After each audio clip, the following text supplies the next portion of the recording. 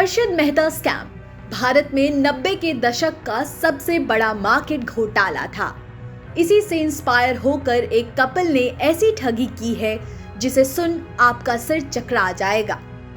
पैसों की रकम सुन आपके होश उड़ जाएंगे।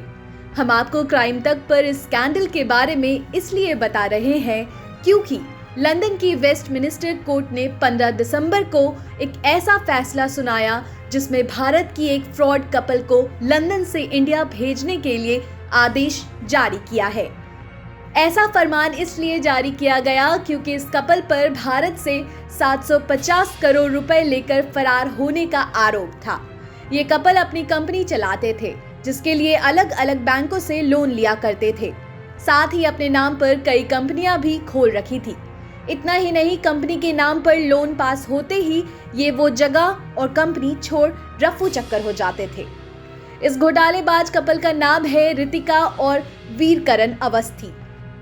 दिल्ली के वसंत विहार में रह रहे ये जोड़े ने बैंक समेत कुछ लोगों को भी अपना शिकार बनाया था। इस चालाक जोड़े ने दिल्ली से सटे इलाके यूपी, पंजाब और हरियाणा के बैंकों से फेक कंपनियों के नाम पर करीब 650 करोड़ रुपए का लोन लिया था। लोन पास करवाने में बैंक अफसर भी इनकी मदद करते थे। इसके अलावा अवस्थी जोड़े यूपी समेत कई राज्यों के किसानों से 3 करोड़ रुपए का धान खरीद कर उन्हें भी चूना लगाया।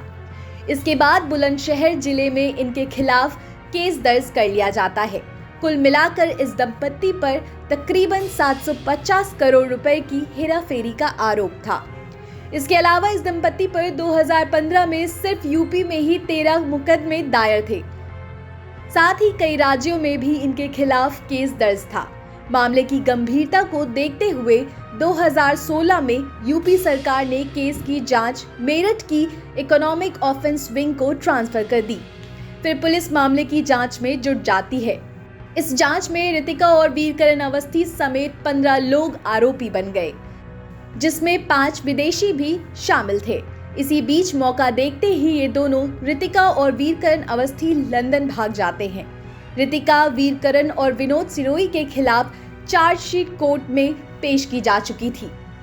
इकोनॉमिक ऑफेंस विंग्स के मेरठ सेक्टर के एसपी के मुताबिक इस केस की सुनवाई सुप्रीम कोर्ट में चल रही थी।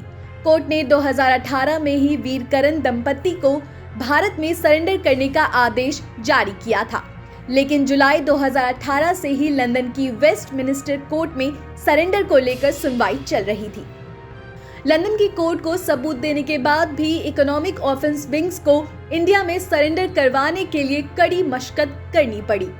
वीरकरण और रितिका अवस्थी हजारों बहाने बनाते कि भारत ना जाना पड़े। इसके लिए कभी गंदे जेल के बहाने देते तो कभी कुछ। आखिरकार यूपी पुलिस को सफलता मिलती है। लंदन की वेस्टमिनिस्टर कोर्ट ने लंबी सुनवाई के बाद आरोपी जोड़े को भारत में सरेंडर करने के आदेश जारी कर दिए।